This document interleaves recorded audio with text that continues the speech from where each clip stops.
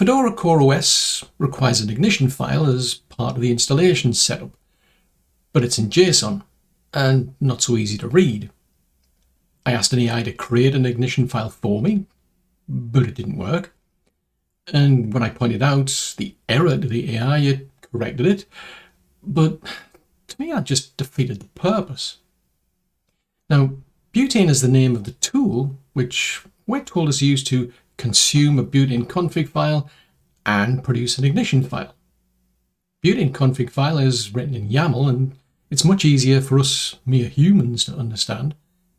So if you want a basic installation of Fedora CoreOS, how do you use Butane to create the ignition file for you? Well, if that's something that you're interested in finding out, then stick around and watch this video, as that's what we'll be going over. To me, the basic premise behind CoreOS here is that once the OS is installed, you don't add or remove software packages, and the OS will automatically keep itself up to date. So instead, you should create containers using Podman, which is installed by default, although Docker is another option if you set that up. So my goal is to install CoreOS on a machine and configure it just enough to let Ansible make various changes. In other words, a non-root user will manage containers, and I want Ansible to manage that account as well as to manage containers through that non-root account. In addition, Ansible needs to manage the settings of things like NTP and DNS servers as part of an automated way to standardize settings across platforms. In which case, I need to supply each server with an ignition file that does just enough. But first we have to create a Butane file. Now, Butane config files are YAML files based on Butane's schema. So I'll show you an example of what I'll be using on my own hosting servers. So I'm just going to use nano to create a file. .bu is the expected extension for Butane files. And then what I'll do is I'll copy and paste in some YAML code. And what we've got here, right at the top, is a version of 1.6.0 that I need to point out, because that is the version at the time of recording. So bear in mind, you might have to change that. Now, what I want from this is to create a user account for Ansible, which will log in using SSH key authentication. So that's what this section here is for. Now, typically that means it has no password, and you can only really log in if you've got the corresponding SSH private key. Now, if you've got no need for Ansible, then what you might probably want to do instead, because this is more the norm, is to create a user that's a member of the wheel group instead. But in my case, I want to use Ansible to do various things, and I'll explain later why I don't actually put that into wheel. The time zone, which I've got this section for, is something that Ansible will keep in sync over time, like it does on other platforms I've got, but I do still prefer to set that during the initial installation. Each computer needs its own unique host name, so I'm setting that here within this Butane file. Static IP addressing is preferred, especially for systems like this, because if the DHCP service goes down, then after time, so would any server that's relying on it. They'll just eventually run out of time to hold on to their IP address, and then they'll just go offline. So for that reason, I've got this section to apply a static IP address. So that's the IP address that I've got. That's the default gateway, and that is the DNS server. So obviously you'd have to change those to suit your own network. Bear in mind though, we've got the name of the network interface for the computer being referenced here actually 3 times. So here we've got ENS18, here it is again, and here it is again. So you'll probably want to change those 3 lines as well. Now, during my IT career, nobody was really interested in IPv6. And so although I regularly did exams on it, this was just never put to use. And I still don't have a need for it myself. So by general consensus, I disable IP version 6. The argument being, the less code, the less chance of bugs and security vulnerabilities. In other words, if you don't need it, don't enable it. Now, if you want to use IPv6, I've disabled it here on the interface. So you will have to change that. So you can see the method here is disabled versus manual, but you'll also have to put in the actual IPv6 details there. As an extra measure, I've also got this extra section here to disable it system-wide. So you'll want to remove that as well if you do want to use IP version 6. Now, typically Ansible needs elevated rights and to be able to execute privileged commands without requiring a password. Otherwise, any automation would fail as it would need intervention. So that is what that section's for. We're creating a file for the user in /etc/sudo_d to give it those rights. But when it comes to CoreOS, typically an admin user is made a member of Wheel, hence why I suggested it before. So why do I not just put this user into the Wheel group? Well, it's because sudo is used on other platforms I have, and I want to keep the automation consistent across all of them so that I can maintain them all from that same playbook. But if that's not something that you need to do, then just remove that section. Now, for security reasons, I actually block access to Internet NTP servers. And what I've done here is to actually reconfigure cronny to point it to one of my own internal NTP servers. Now, granted, Ansible might be used to actually change this at some point in time, but the computer does have to begin with something to actually sync its clock to. So in your case, I suppose it's a case of, well, you could change the IP address and point it to something else, or you could just stick with the defaults and just remove that section altogether. Now, what's interesting about CoreOS is that it'll actually keep itself up to date, but I actually want to control when the computer will reboot, because otherwise it'll update and it'll immediately reboot, and that can be disruptive. So I've got this section here to actually set a date and time for when reboots are allowed. It's more specifically here that I've set that. So in the example that I've given, I'm allowing reboots or a switch to the newer version on a Sunday between 3 o'clock in the morning and 4 o'clock. So the start time's 3 o'clock with a 1 hour window or 60 minutes. Now, one thing you have to bear in mind is this is very strict. If you actually reboot the computer prior to that date and time, it's not going to take advantage of that opportunity to switch you over to the new version. And if it misses the window that we've got here, so let's say there's a power outage on Sunday, well, you're now going to have to wait until the next Sunday before it will switch over. And that's something you've got to kind of get used to with CoreOS. you don't do sort of like updates on the fly.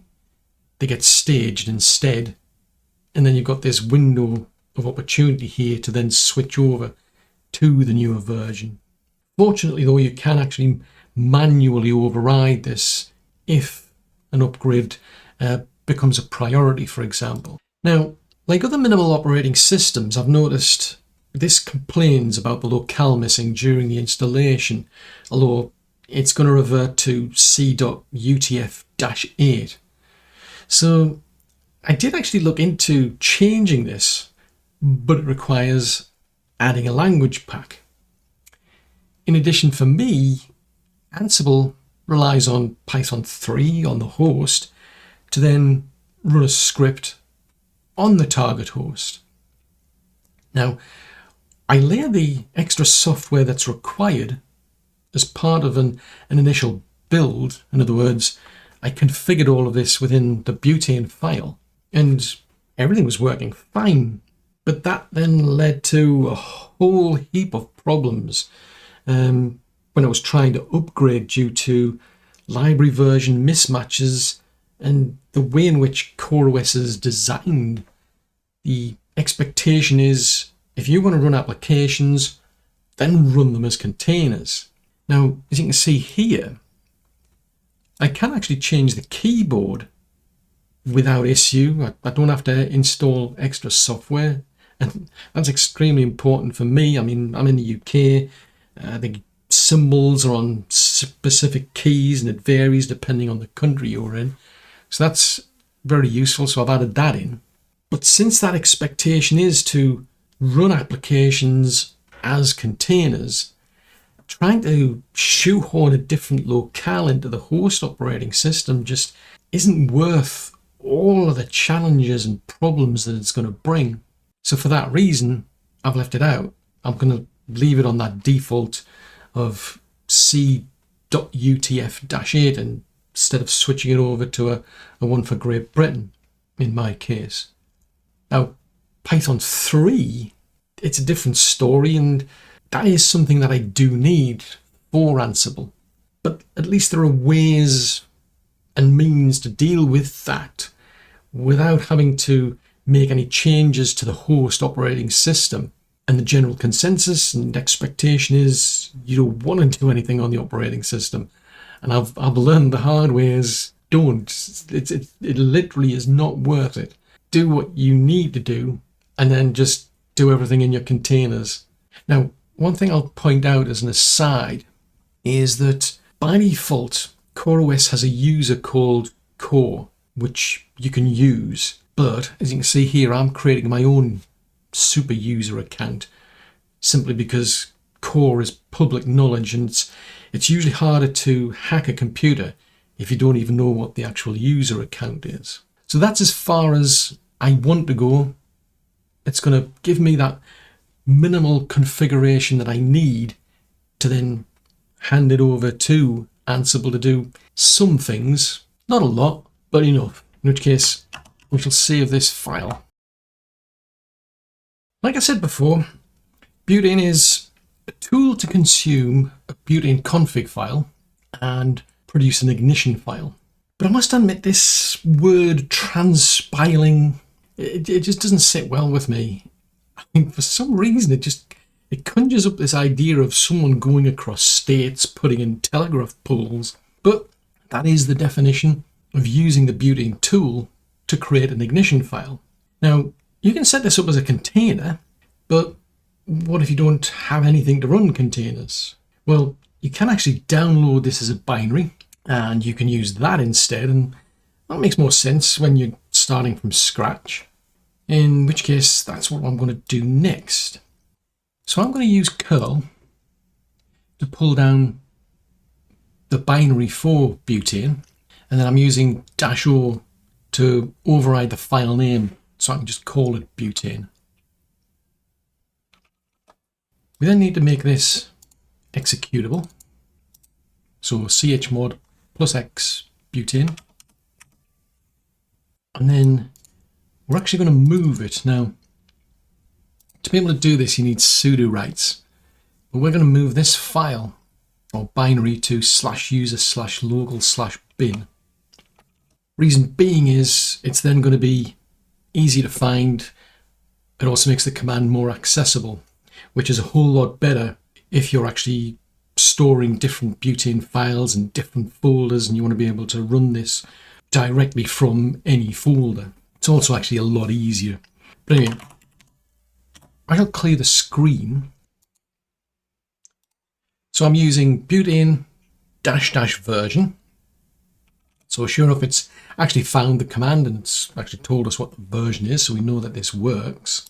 And then now what we'll do is to use it to create our ignition file.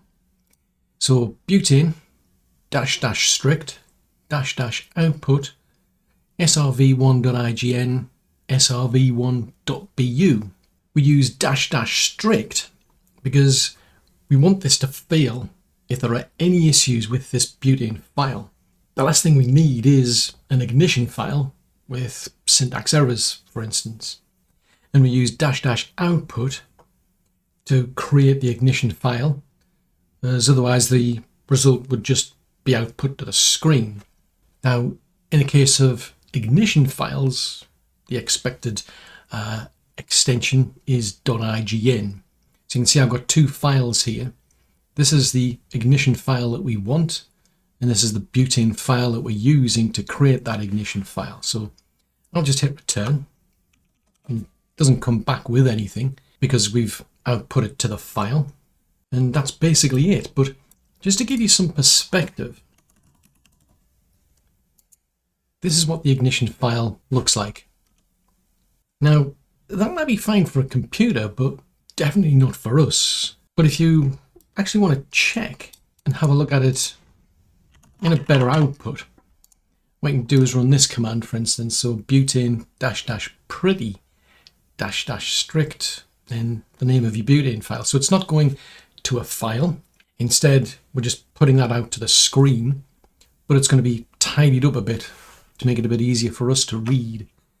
So you can see there is our JSON file, and it's essentially the same. It's just easier for us to read. Now, bear in mind, in the days, if you were just using CoreOS itself before it was acquired, this is pretty much what you would be doing. You'd be working on ignition files. I mean, it's not too difficult to read and understand, but it's a lot more complicated compared to the YAML format we see for Butane, for example. I mean, look at all this sort of stuff here, for instance. It's a lot more complicated and a lot easier to make a mistake in something like this than it is in YAML. It just takes one like character out of place to break things. So yeah, that YAML format is a whole lot easier. But in any case, hopefully you'll now find it much easier to create ignition files by using Butane. So what should be my next video? I think viewers will like that. Hold on. Are you still watching this video? Do you read the last page first in mystery novels? Well, never mind. While you're here, feel free to click the, subscribe button if you can be bothered. I mean, it's better than trying to search for videos on a topic these days. And while you're at it, you can always feed the algorithm, by clicking the like button. Who knows, it might even help someone else looking for videos like this one. Anyway, there's funny videos out there about cats and dogs, so you might want to check those out next. Where was I? Oh yeah, that would be a good one. Are you still here? Well, if you've run out of good causes to donate to, feel free to donate to this channel. I'll leave the links in the comment. One-off donations, advanced viewing, exclusive content, ad-free viewing, blah, blah, blah. No, what was I up to again? What is that crazy dog up to?